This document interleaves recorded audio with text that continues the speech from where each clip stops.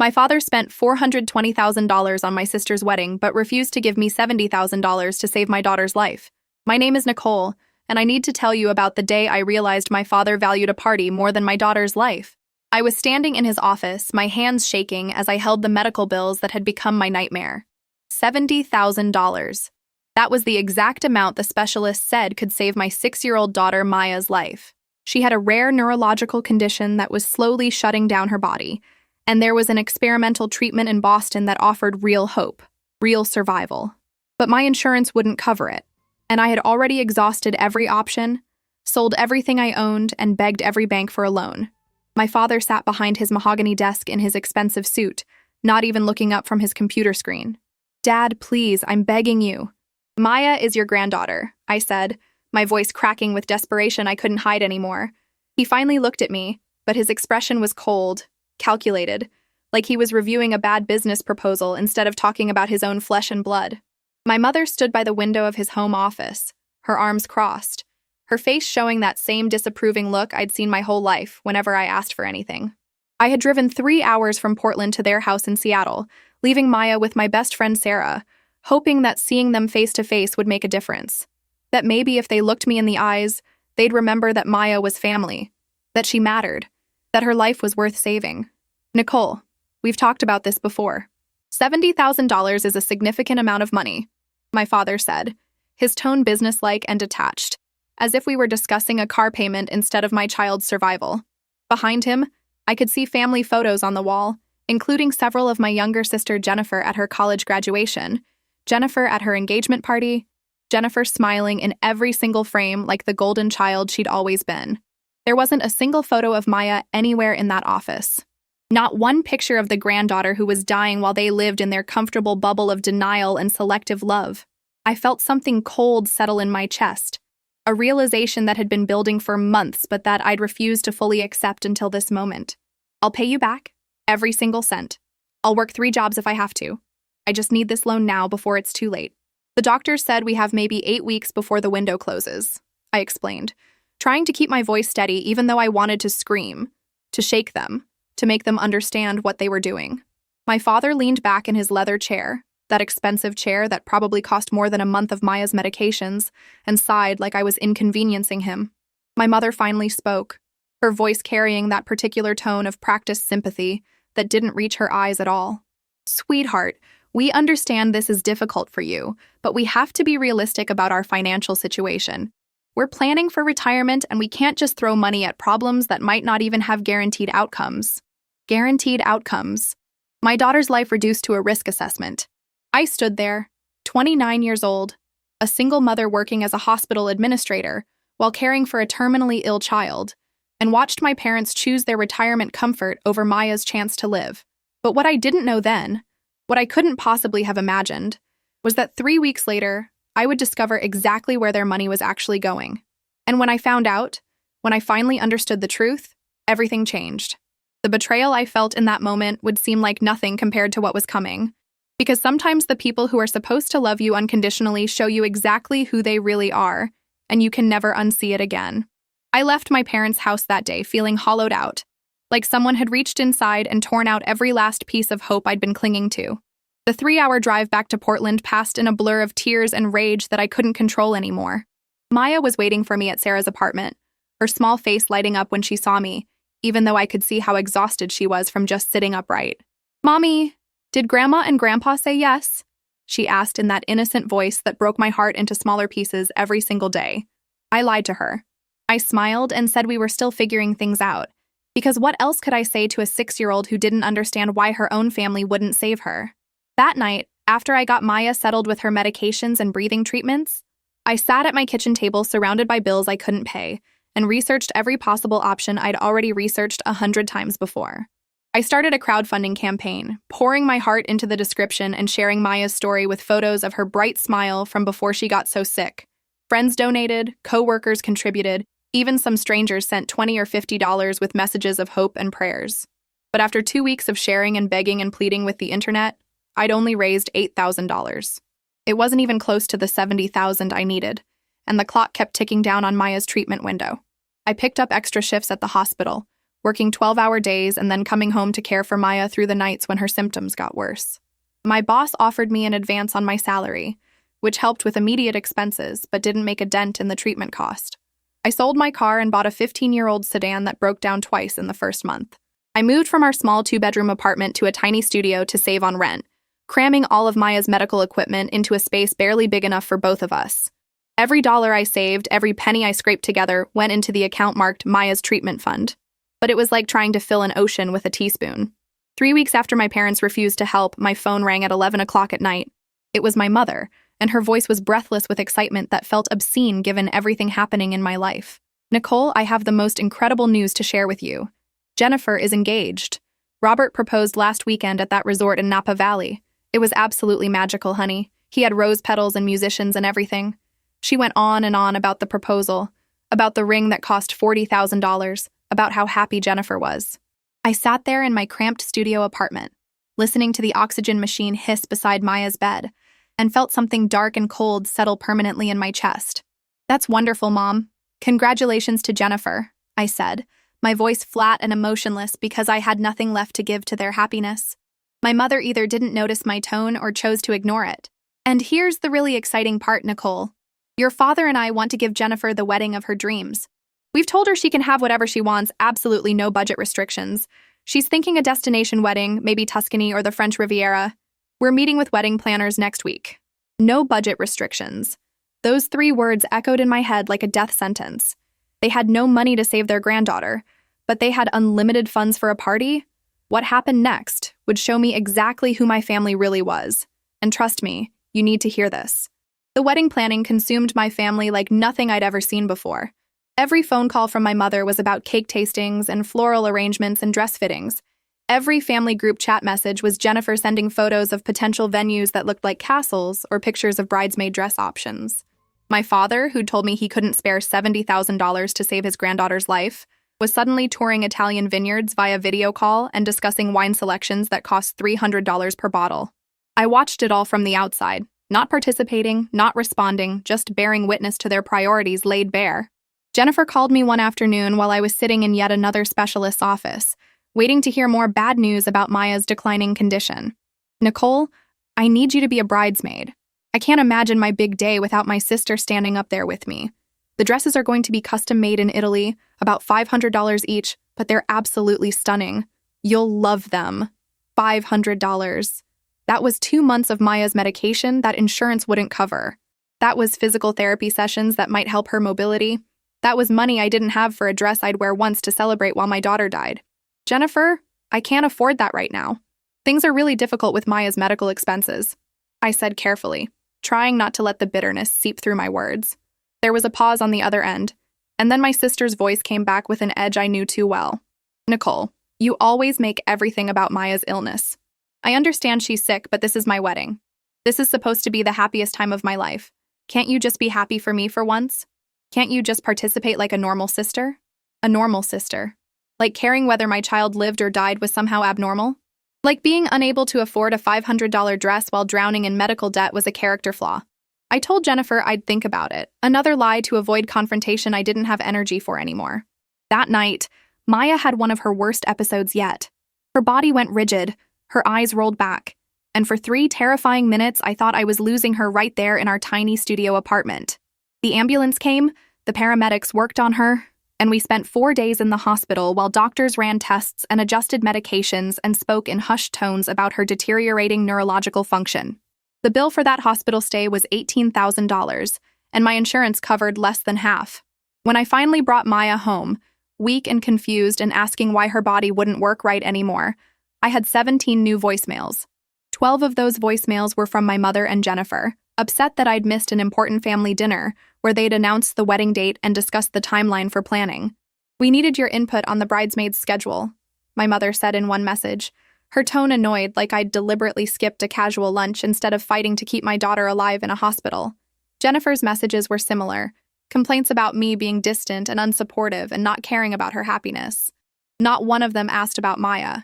Not one message mentioned my daughter's name or acknowledged that maybe, just maybe, I had bigger concerns than table centerpieces and rehearsal dinner menus. But what I discovered next about their wedding budget made everything infinitely worse. And when you hear the number, you're going to understand why I did what I eventually did. 2 months after Jennifer's engagement, I was having coffee with my Aunt Linda, my mother's younger sister who'd always been the black sheep of the family for speaking uncomfortable truths. She was one of the few relatives who'd actually visited Maya regularly and donated to the crowdfunding campaign. We were talking about Maya's condition when Linda suddenly stopped mid-sentence, her face going pale as she looked at something on her phone. "Nicole, honey, I need to ask you something, and I need you to be honest with me. Did your parents end up helping with Maya's treatment?" she asked carefully, watching my face.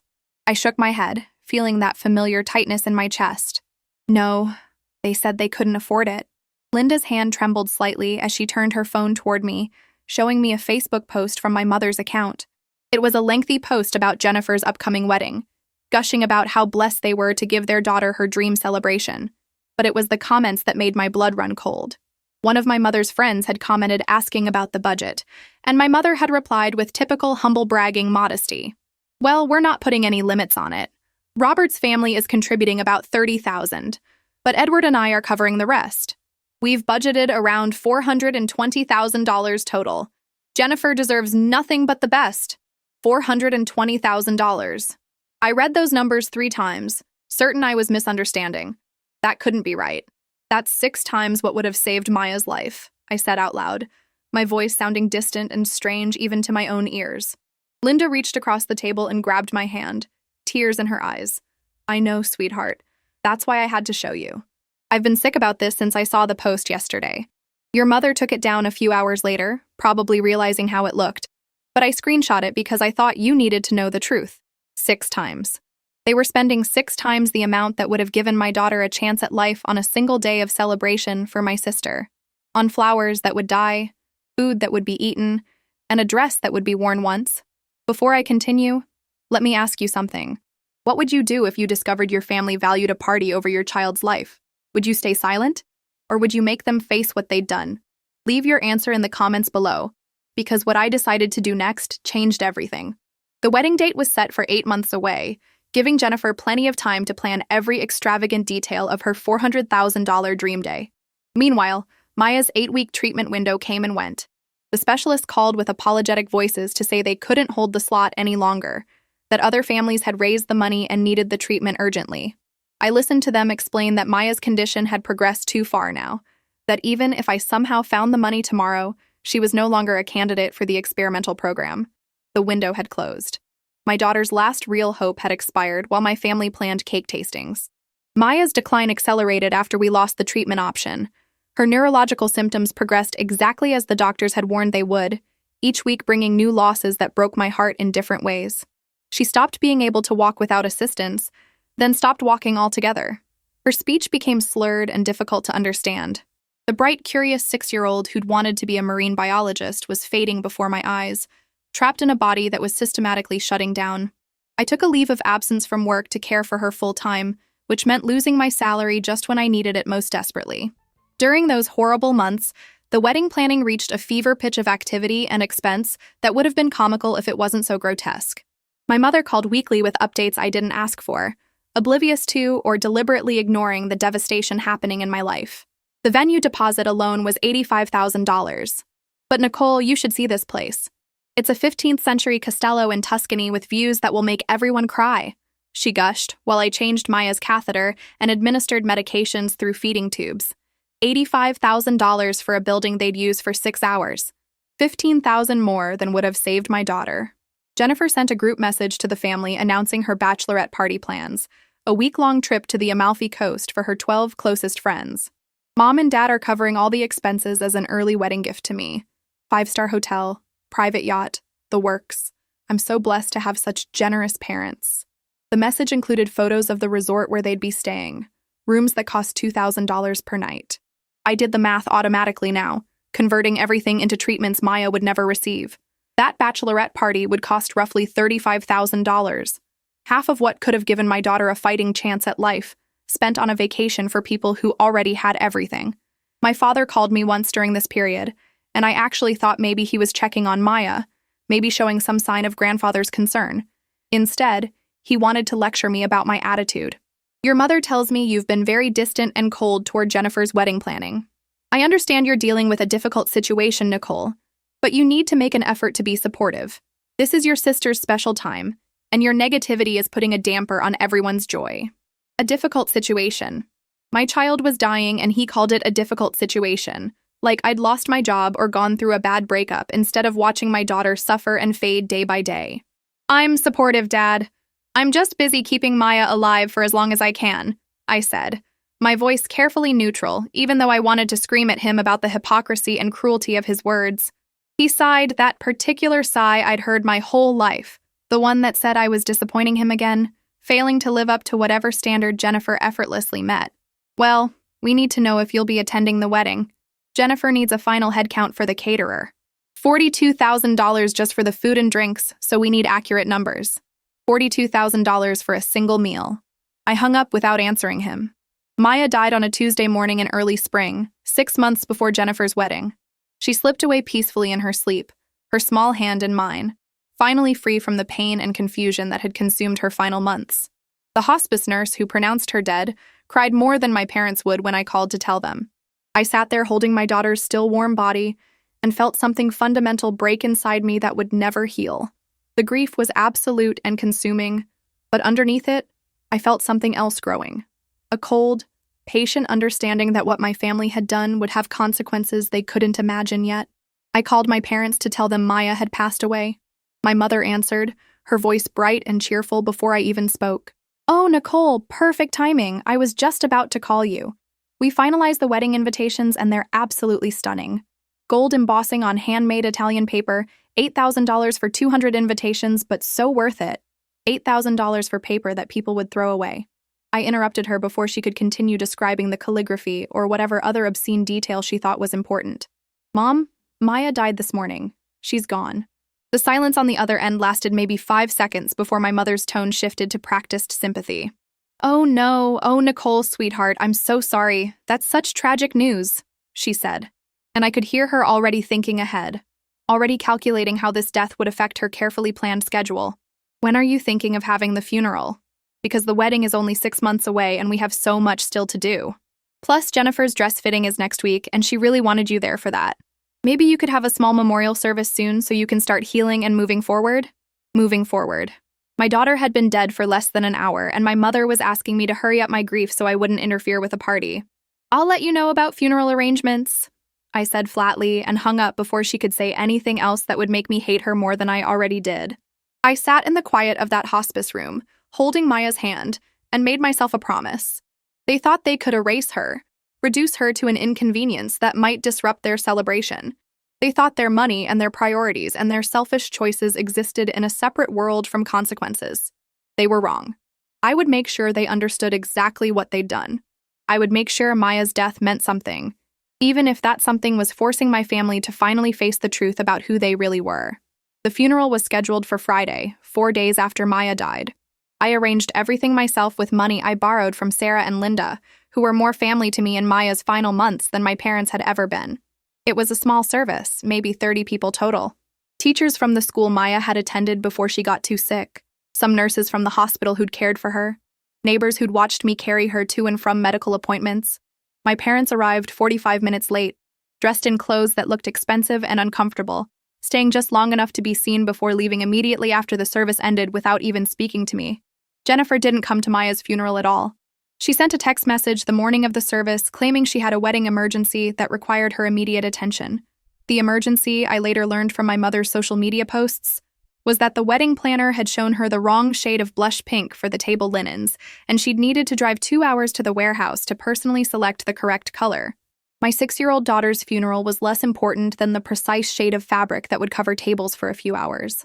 That's when I stopped feeling any guilt about what I was planning. That's when I knew with absolute certainty that they deserved everything I was about to do to them. The days after the funeral passed in a strange, disconnected haze. I went through the motions of existing without Maya, packing up her medical equipment, folding her clothes, trying to figure out how to live in a world where my daughter's empty chair sat at the kitchen table. The grief was crushing, but it was joined by something else now, something colder and sharper. Anger, rage, a need for justice that consumed me almost as much as the loss itself. I started keeping detailed notes, documenting every wedding expense my mother mentioned, every casual comment about the budget, every social media post celebrating their extravagant plans. I was building a case, collecting evidence for something I hadn't quite figured out yet. My phone buzzed constantly with messages from my mother about wedding details that she somehow thought I cared about. The flowers are going to cost $38,000, but Nicole, these arrangements are works of art. Jennifer cried when she saw the mock-ups. $38,000 on flowers that would die within days. More than half of what would have saved Maya's life, spent on decorations. I screenshot every message, saved every email, documented everything with the precision of someone who knew that someday, somehow, this evidence would matter. I was patient. I could wait for the right moment to use what I was gathering. 3 months after Maya's death, my mother called with what she clearly thought was an olive branch, an attempt to pull me back into the family fold, now that my inconvenient grief wasn't quite as visible. "Nicole, honey, Jennifer really wants you to be part of the wedding party. I know things have been difficult, but this could be healing for you. A chance to celebrate something happy, to be around family, to start moving forward with your life, moving forward." They kept using those words like grief had an expiration date, like I should be grateful for the opportunity to pretend everything was fine. Like standing in a $500 dress watching them celebrate would somehow heal the wound they'd carved into my life. "I need to think about it," I said. Another delay tactic while I figured out exactly how I wanted to handle what was coming. My mother's voice took on that edge of irritation I knew so well. "Well, don't think too long. We need to order the bridesmaids' dresses soon, and Jennifer has her heart set on having you there. You know, Nicole, at some point you have to stop dwelling on tragedy and rejoin the living. Jennifer has been so patient with you, but she's starting to feel hurt by your distance. Dwelling on tragedy. My daughter had been dead for 12 weeks, and apparently that was long enough to get over it and focus on what really mattered, which was my sister's $400,000 party. The wedding was now 3 months away, and the spending had reached truly obscene levels that my mother documented with pride on every social media platform she used. The wedding cake alone cost $12,000, a towering 7-tier creation covered in edible gold leaf and sugar flowers that each took hours to craft by hand. The photography package was $45,000 for a team of 5 photographers and videographers who would capture every moment of the blessed event from multiple angles. The band was $60,000, a 12-piece orchestra flown in from New York with a lead singer who'd performed at celebrity weddings. Each expense was more grotesque than the last when I thought about what that money could have done for Maya. I was working again by this point, having returned to the hospital where I'd left so abruptly when Maya needed full-time care. My coworkers were kind and careful around me, treating me with the gentle sympathy reserved for people who've suffered unspeakable loss. My boss called me into her office one day and closed the door with an expression I couldn't quite read. "Nicole, I need to tell you something, and I debated whether I should, but I think you deserve to know the truth." She pulled up something on her computer and turned the screen toward me. It was a GoFundMe campaign I'd never seen before, created by someone named Robert Harrison, Jennifer's fiancé. The campaign was titled, "Help Us Create Our Dream Wedding," and featured professional photos of Jennifer and Robert looking beautiful and in love. The description explained that while they'd saved money for their wedding, they wanted to create something truly special and magical, but were coming up short on their budget goals. They were asking for donations to help cover the costs of their Tuscany destination wedding, with a funding goal of $50,000. "We know times are hard for everyone, but if you could spare even $10 or $20 to help us celebrate our love, we would be eternally grateful. Every contribution brings us closer to the wedding of our dreams." I stared at that screen, reading the words over and over, unable to process what I was seeing. "They're asking strangers for money to fund a $400,000 wedding," I said slowly, my voice sounding strange and distant to my own ears. My boss nodded, her expression a mix of anger and disgust. "While your parents refused to help save your daughter's life for $70,000. Nicole, I thought you should know because several of our coworkers saw this campaign and were talking about it.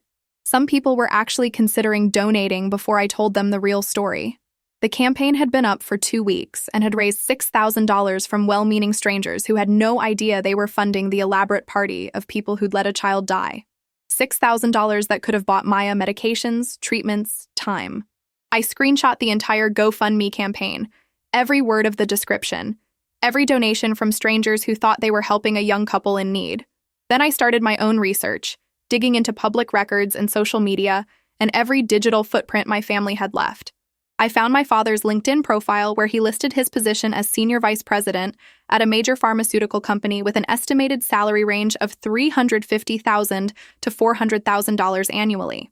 I found property records showing my parents owned their Seattle home outright, worth approximately $1.2 million, plus a vacation condo in Palm Springs worth another $400,000.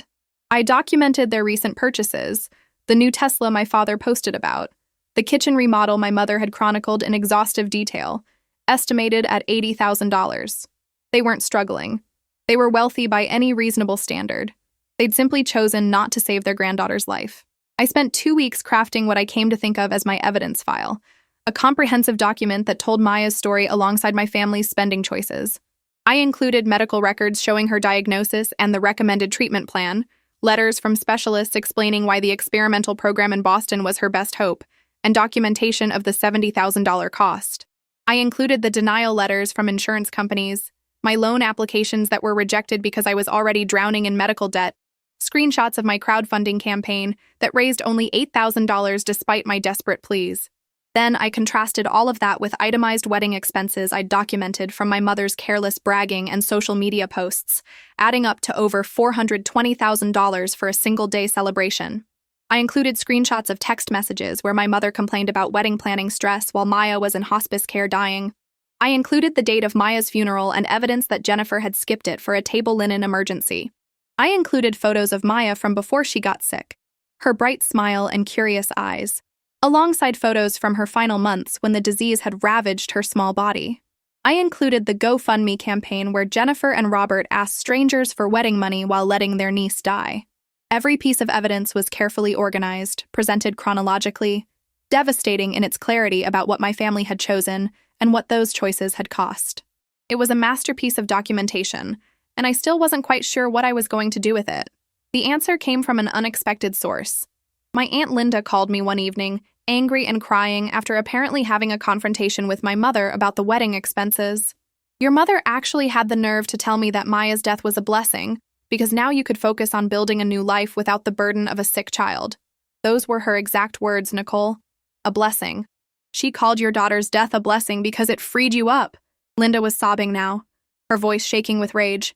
I told her she was a monster. I told her I wanted nothing to do with this family anymore. She just laughed and said I was being dramatic and overly emotional like always. Something clicked into place when Linda told me that. My mother thought Maya's death was convenient, a problem solved, a burden lifted. She'd erased my daughter from the family narrative so completely that she could actually speak those words out loud without shame. That's when I knew exactly what I needed to do with my evidence file. I needed to make it impossible for them to erase Maya. I needed to make sure that everyone who would attend that $420,000 celebration knew exactly what it had cost. I needed to make them face the truth in front of everyone they'd invited to witness their joy. The wedding was 6 weeks away, and I finally had my plan. I reached out to a woman I'd met in an online support group for parents of children with rare diseases.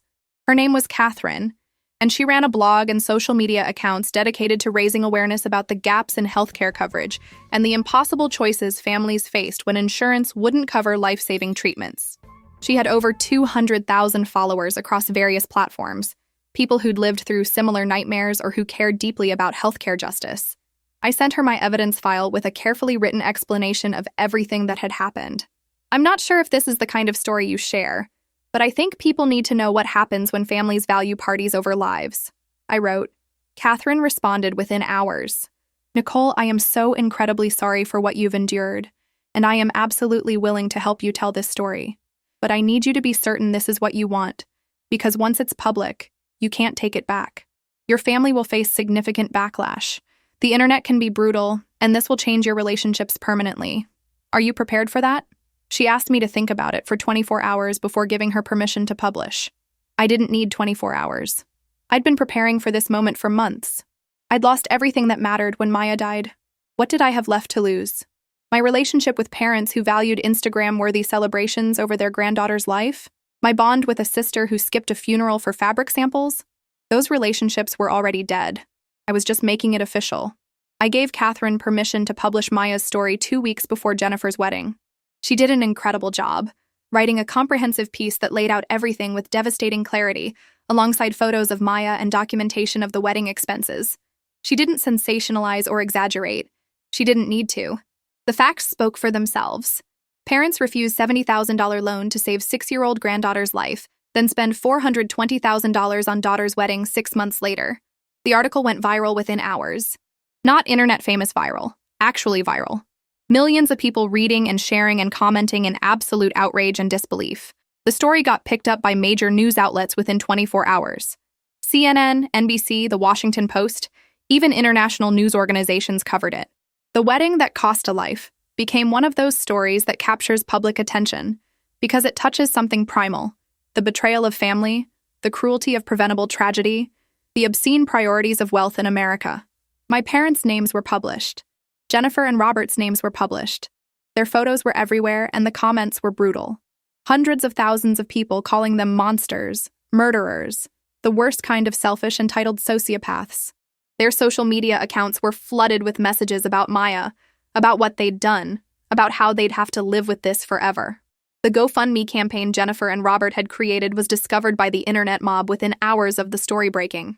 People screenshot it and shared it everywhere as the perfect example of their hypocrisy and entitlement. The campaign was reported and shut down by the platform, and they were forced to return all the donations they'd received. More than that, dozens of people who'd been invited to the wedding or who knew my family started coming forward with their own stories. Former employees of my father's talked about how he'd denied raises and benefits to workers struggling financially. Jennifer's college roommate shared stories about her demanding expensive gifts and throwing tantrums when she didn't get her way. The pile of evidence against their character grew by the hour. My phone started ringing constantly. My parents called from different numbers after I blocked them, leaving voicemails that evolved from confused to angry to desperate. "What have you done? Do you have any idea what you've done to this family? You've destroyed us. You've ruined everything," my mother screamed in one message. My father's messages were more controlled but equally furious. "This is slander, Nicole. This is defamation. We will sue you for every penny. You've always been jealous of Jennifer, and now you've shown your true colors, using your dead daughter to destroy your sister's happiness. You should be ashamed." Jennifer sent a single text message. "I will never forgive you for this. You are dead to me." I saved all of it. More evidence of who they really were when consequences finally arrived. The wedding venue in Italy contacted my parents to inform them that due to the negative publicity, they were canceling the event and would not be returning the $85,000 deposit. The Castello didn't want to be associated with the story that had made international headlines. The band canceled, the photographers canceled, the florist canceled, the caterer canceled. One by one, every vendor my parents had hired backed out, citing moral objections or not wanting the negative attention. Some returned deposits, most didn't. Within 72 hours of the story breaking, Jennifer's $420,000 dream wedding had completely collapsed. The date came and went with no celebration, no gathering, just my family hiding in their Seattle home while the world called them exactly what they were. The fallout continued for weeks, intensifying in ways even I hadn't anticipated when I'd made the decision to go public. My father was placed on administrative leave from his pharmaceutical company, pending an investigation into his conduct, and whether the negative publicity posed a reputational risk to the organization. His LinkedIn profile, which he'd worked so carefully to cultivate over decades, was flooded with comments about Maya and how someone who'd let his granddaughter die couldn't be trusted in a healthcare industry position. The company's PR department was reportedly furious about the association, and leaked reports suggested they were building a case to terminate him for cause to avoid paying his substantial severance package. Jennifer lost her job 3 days after the story broke. She worked in marketing for a luxury brand that catered to wealthy clients, and her employer decided her association with the story was incompatible with their values and image. Robert's employer, a prestigious law firm, didn't fire him, but made it clear his partnership track had been derailed indefinitely. His name was now permanently associated with asking strangers for money to fund an extravagant wedding, while his fiancée's niece died from lack of funds for treatment. Not the kind of judgment and character assessment law firms want in their partners. Their relationship didn't survive the stress. Robert broke off the engagement 6 weeks after the wedding that never happened, unable to handle the constant public recognition and judgment everywhere they went. My mother's carefully curated social life imploded completely. Her country club membership was quietly revoked after other members complained about her presence. Her book club asked her not to return. Her volunteer position at the Children's Hospital, where she'd served on the board for 8 years, was terminated after staff members and donors threatened to quit or withdraw funding if she remained. Every social circle she'd built over decades closed ranks against her, not wanting to be associated with the woman who'd valued party planning over her dying granddaughter. The isolation was total and absolute, and from what I heard through Linda, my mother barely left her house anymore, unable to face the recognition and condemnation that followed her everywhere. The house in Seattle, the one they owned outright worth over $1 million, had to be sold. My father needed the money after losing his job and facing mounting legal bills from lawsuits filed by some of the wedding vendors claiming breach of contract. But the house wouldn't sell at asking price because the address was now infamous, permanently linked to the story. Real estate agents told them that buyers were uncomfortable with the property's association with what the internet had dubbed the wedding of death. They eventually sold for $400,000 less than market value to someone who planned to demolish it and rebuild. The Palm Springs condo went next, sold quickly at a loss because they needed immediate cash. My parents tried to repair their image through a carefully orchestrated media appearance, agreeing to an interview with a sympathetic local news outlet where they attempted to explain their side of the story. It backfired spectacularly. My father claimed they'd made the difficult decision not to fund Maya's treatment because the success rates were uncertain and they didn't want to give me false hope. My mother cried and said they'd had no idea the wedding would cost so much, that it had spiraled out of control and they'd felt trapped by commitments they'd already made. Both lies, easily disproven by the documentation I'd provided and the timeline of events.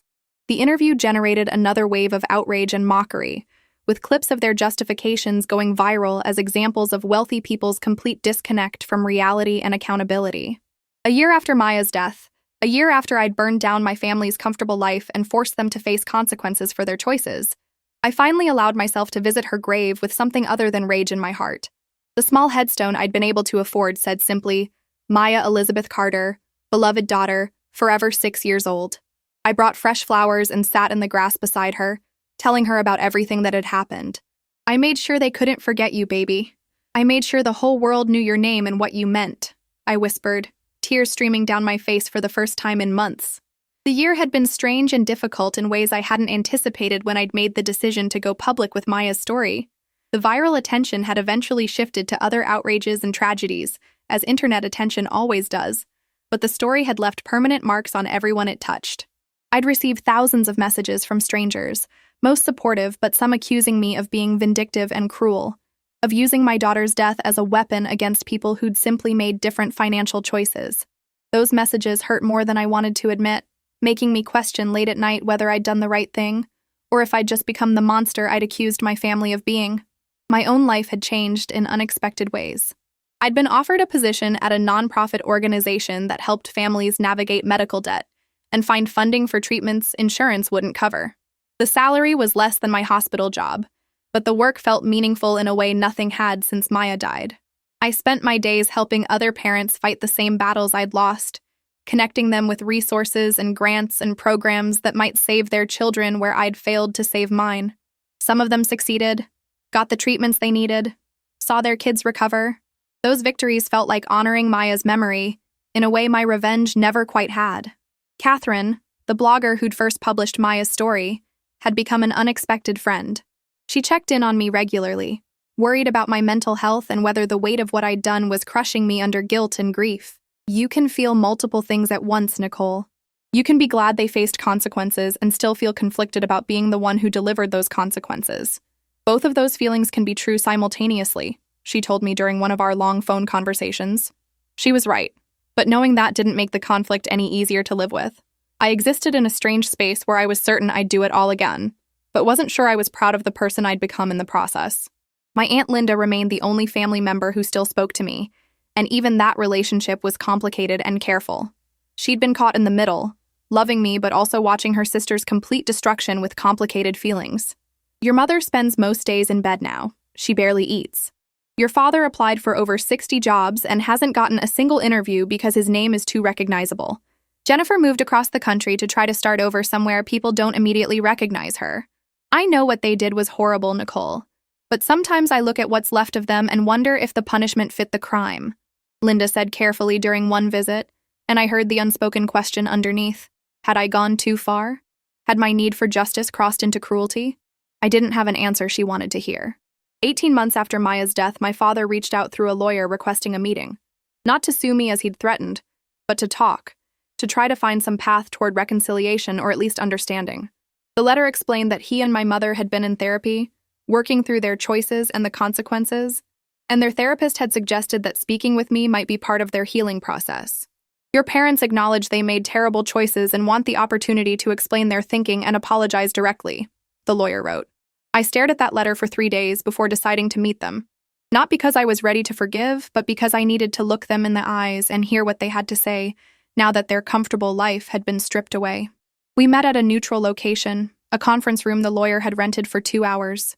My parents looked like different people from the confident, judgmental figures who'd sat in that office refusing to save Maya's life. My father had aged a decade in 18 months, his hair completely gray now, his expensive suits replaced by clothes from department stores. My mother's hands shook as she clutched a tissue, her carefully maintained appearance replaced by someone who looked broken and small.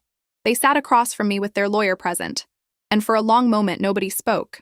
The silence was heavy with everything that had happened, everything that could never be undone. Nicole, we owe you an apology that can never be adequate for what we did, my father finally said, his voice rough and uncertain. We made choices that seemed reasonable at the time, but that we now understand were morally bankrupt. We prioritized the wrong things. We failed Maya, and we failed you. And nothing we say can change that or make it right. My mother nodded, tears streaming down her face. I think about her every day. I dream about her. I see her face in every little girl I pass on the street. If I could go back and make different choices, give you that money, I would do it in a heartbeat. But I can't. I can only live with what I did and try to understand why I valued the wrong things so completely. I listened to them apologize and explain and try to make sense of decisions that made no sense. They talked about how they'd gotten caught up in keeping up appearances, in giving Jennifer the wedding their social circle would talk about, in maintaining their image of success and generosity. They talked about how they'd convinced themselves Maya's treatment was a long shot anyway, that they'd just be throwing money away, that I'd need to accept reality eventually. They used words like denial and rationalization and cognitive dissonance, therapy language they'd learned to describe the mental gymnastics that let them sleep at night while their granddaughter died. None of it mattered. None of it changed anything. Maya was still dead, and their comfortable rationalizations had killed her as surely as her disease had. What do you want from me? I finally asked when they'd finished their prepared statements and apologies. Do you want forgiveness? Do you want me to say it's okay? That I understand? That we can be a family again? My father shook his head slowly. No, we don't expect forgiveness. We just wanted you to know that we understand now what we did, that we're living with it every day, that the consequences you brought down on us were deserved, and we're not asking you to feel sorry for us. My mother reached across the table like she might try to touch my hand, then thought better of it. We just wanted you to know that Maya mattered, that we see that now, that her life meant something, and we're sorry we didn't recognize that when it could have made a difference. I stood up to leave, and my father stopped me with one more question. Are you happy, Nicole? Did destroying us give you any peace? I thought about that question, really considered it before answering honestly. No, nothing gives me peace. Maya is still gone, but at least now the world knows she existed. At least her death meant something, even if that something is just making sure you couldn't pretend it never happened. At least I know I fought for her memory when I couldn't fight for her life. I walked out of that conference room and didn't look back, and I haven't seen or spoken to my parents since. Some things are too broken to fix, and maybe that's okay. Maybe some consequences need to be permanent to mean anything at all. 2 years after Maya's death, I did something I never thought I'd be capable of doing. I started the Maya Carter Foundation, a nonprofit specifically designed to help families cover the costs of experimental treatments that insurance companies refuse to pay for. I used some of the money I'd received from people who'd read Maya's story and wanted to help, combined with grants and donations from organizations that believed in the mission. We started small, helping 3 families in our first 6 months, but each family we helped felt like a piece of Maya living on. Her tragedy transformed into something that could save other children where she couldn't be saved. The foundation required me to tell Maya's story over and over, to relive the worst period of my life in presentations to donors and grant committees and medical conferences. It was painful in ways I hadn't anticipated, reopening wounds that hadn't really healed, but it was also purposeful. Each time I stood in front of a room full of people and explained what had happened to my daughter, I saw faces change. I watched doctors and administrators and insurance executives really hear, maybe for the first time, what their policies and decisions actually meant for real families.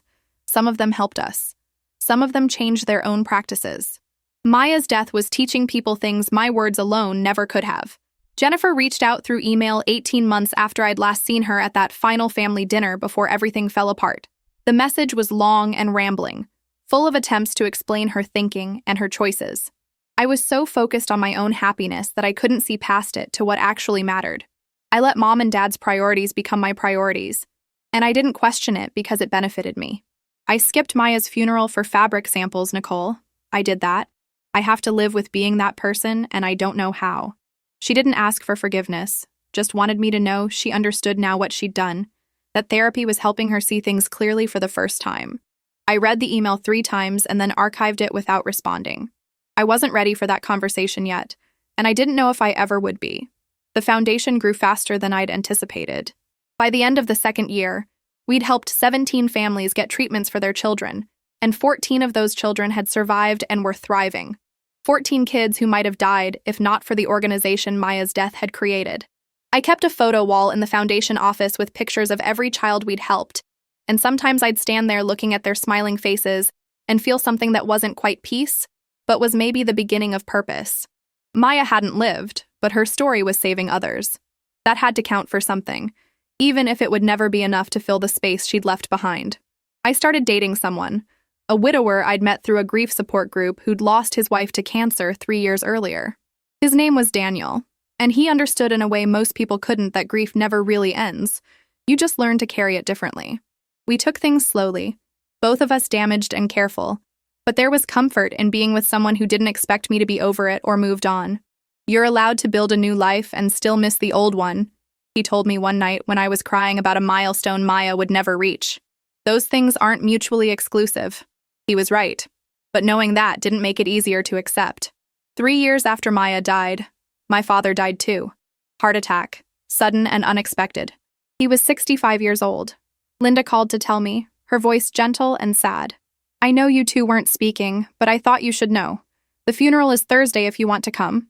I hung up the phone and sat in silence for a long time, trying to figure out what I felt. Not grief, exactly. At least not the fresh, sharp kind. More like a dull ache for what could have been, for the father who might have existed if he'd made different choices. I didn't go to the funeral. I sent flowers anonymously. White roses that said nothing except that some part of me remembered he'd once been my dad before everything went wrong. My mother tried to reach out after my father's death, leaving voicemails that I listened to, but never returned. Nicole, I know I have no right to ask this, but I'm alone now. I've lost everything. Your father is gone. Jennifer won't speak to me, and you hate me. I understand why, but I'm still your mother. I'm still here. Her voice broke on those last words, and I felt something crack in the wall I'd built around my heart. Not enough to call her back, not enough to forgive, but enough to acknowledge that she was suffering too. That maybe everyone in this story was suffering, and suffering didn't cancel out suffering. It just multiplied until everyone was drowning in consequences and grief and loss. The foundation continued growing, expanding our reach to families across the country. We'd helped 43 families by the end of the 3rd year, and our success rate was remarkable. Most of the children who received the experimental treatments we funded survived and recovered, going on to live the lives Maya never got to live.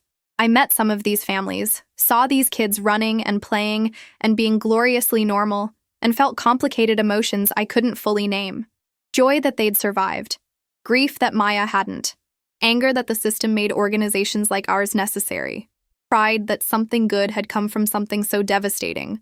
All of it existing simultaneously, contradicting and reinforcing each other until I stopped trying to make sense of it.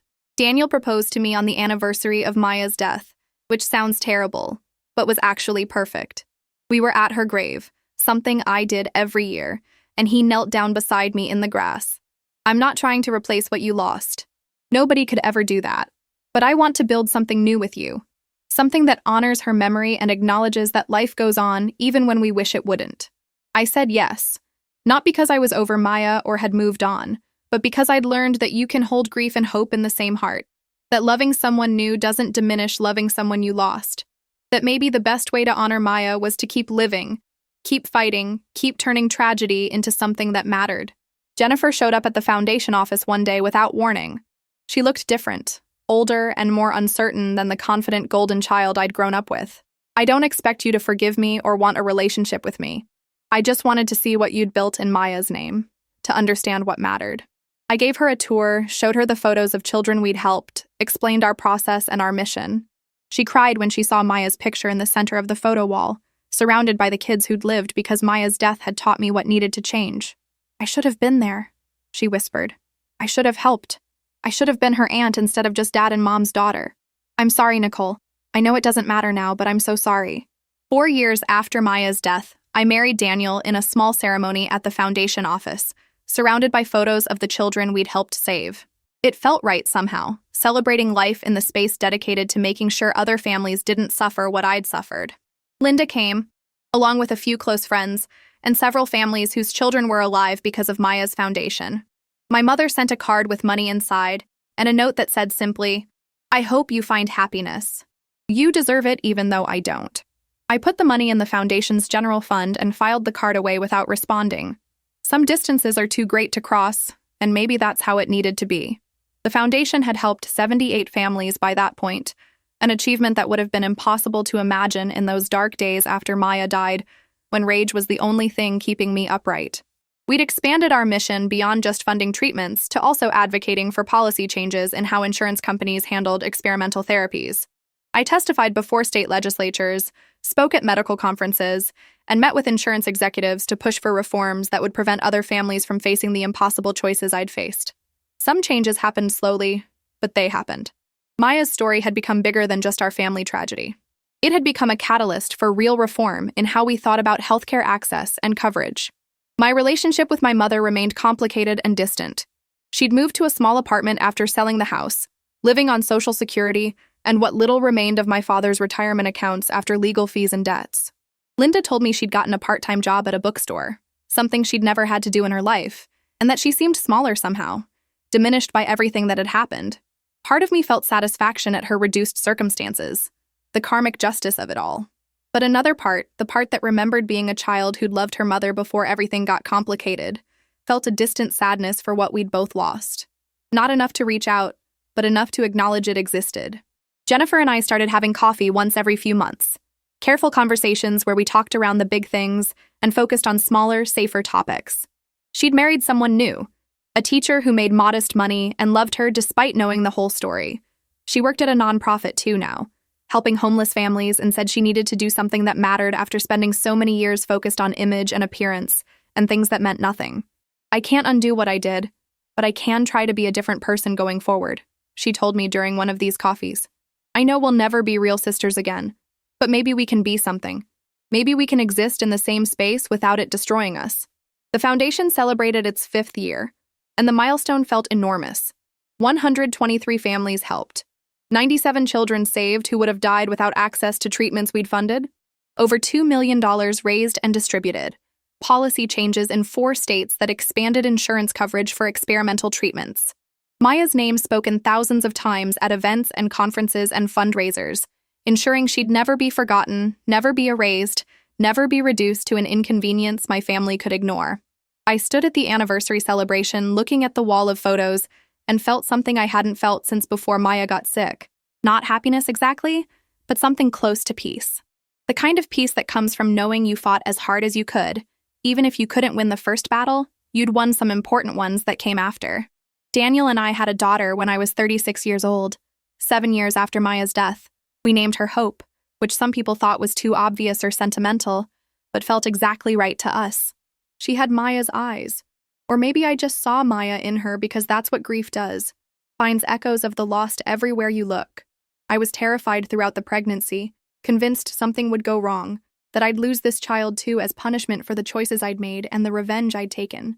But Hope arrived healthy and strong, screaming her way into the world with lung capacity that made the doctors laugh. I held her and cried, overwhelmed by the impossible miracle of a second chance I never thought I'd get. Motherhood the second time was different, colored by loss and appreciation in equal measure. Every milestone Hope hit was bittersweet, a celebration of her progress and a reminder of everything Maya never got to experience. Her first steps, her first words, her first day of school, all of it beautiful and painful simultaneously. Daniel understood without me having to explain, holding my hand through the hard moments and celebrating with me through the joyful ones. You're allowed to be happy for Hope and sad for Maya at the same time. he reminded me frequently. Permission I needed to hear over and over until I could believe it myself. Loving one daughter didn't betray the other. Both could be true. The foundation continued growing, now with a professional staff of 8 people and satellite offices in 3 states. I'd transitioned from doing everything myself to serving as executive director, overseeing the big picture while others handled daily operations. We'd helped over 200 families by Hope's 2nd birthday, and our advocacy work had led to national conversations about healthcare reform and coverage for experimental treatments. Maya's story was taught in medical school ethics classes as a case study in systemic failures and family dynamics. Her death had meaning beyond just the pain it caused. She'd become a catalyst for change that might prevent other children from suffering similar fates. It wasn't enough, would never be enough, but it was something. My mother met Hope when she was 3 years old, a meeting I'd resisted for years, but finally agreed to after Linda spent months mediating and pleading. We met at a park, neutral territory with easy escape if things went badly. My mother looked elderly now, her hair completely white, her movements slow and careful. She held Hope's hand gently and told her stories about her Aunt Maya, who'd been very special and very loved. It was the first time I'd heard my mother say Maya's name out loud in years, and something in my chest loosened slightly. Not forgiveness, not reconciliation, but maybe the beginning of acknowledgement. That the past couldn't be changed, but the present didn't have to be defined only by the worst moments of history. I know I don't deserve to be part of Hope's life, my mother said quietly while Hope played on the swings. I know what I did was unforgivable. But she's beautiful, Nicole. You've built something beautiful from all the broken pieces, and I'm glad you found a way forward even though I couldn't help you get there. I didn't respond immediately, watching my daughter laugh and play, so alive and healthy and full of possibility. Eventually, I said, Maya deserved better than what she got from you, from all of us. But Hope deserves a chance to know her grandmother, even if that relationship looks nothing like what I had with mine. We can try carefully, but the first time you show me you haven't actually changed, we're done. Do you understand? She nodded, tears streaming down her weathered face, and we sat there in complicated silence while Hope played, 3 generations connected by blood and separated by history, trying to figure out if healing was even possible. 7 years after Maya died, I visited her grave with Hope and Daniel. Hope placed flowers on the headstone and asked questions about the sister she'd never met, but heard stories about constantly. Was Maya nice? Would she have liked me? Will I get sick too? I answered as honestly as I could, telling her that Maya was wonderful and would have loved being a big sister, and that she was healthy and strong and didn't need to worry. That sometimes terrible things happen that don't make sense, but we honor the people we lose by living fully and making their memory mean something. She seemed satisfied with that answer, the way children can be satisfied with explanations adults find inadequate. Looking back, I'm not sure I regret what I did, exposing my family's choices to the world and watching their comfortable life collapse under the weight of public judgment, but I'm also not sure I'm proud of it either. I exist somewhere in between, in that complicated space where justice and revenge blur together until you can't tell where one ends and the other begins. My family faced consequences for valuing a party over a child's life, and maybe those consequences were deserved. Maybe the world needed to know what happened so other families would make different choices. Or maybe I was just a grieving mother who needed someone to hurt the way I was hurting, and I dressed up my pain as righteousness to make it acceptable. The truth probably exists somewhere in the middle of those 2 explanations. Maya's foundation continues doing important work, saving children and changing policies, and making sure her death wasn't meaningless. I've built a new life with Daniel and Hope, found purpose in work that matters, and created meaning from tragedy. But I still dream about Maya sometimes, still wonder what she'd be like at 13 years old, still feel the absence of her in every family photo and holiday celebration. Grief doesn't end just because you find ways to live around it. You just learn to carry it better, to integrate it into who you are until it becomes part of your story instead of the whole story. And maybe that's the best any of us can do after loss. Find ways to keep living while honoring what we've lost. If you've made it this far in my story, thank you for listening. Thank you for caring enough about Maya to hear what happened to her and what it cost. If this story moved you, if it made you think about healthcare access or family priorities or how we value different lives differently, I'd love to hear your thoughts in the comments below. Have you ever faced an impossible choice because of medical costs? Have you experienced family betrayal when you needed support most? Share your story if you feel comfortable doing so.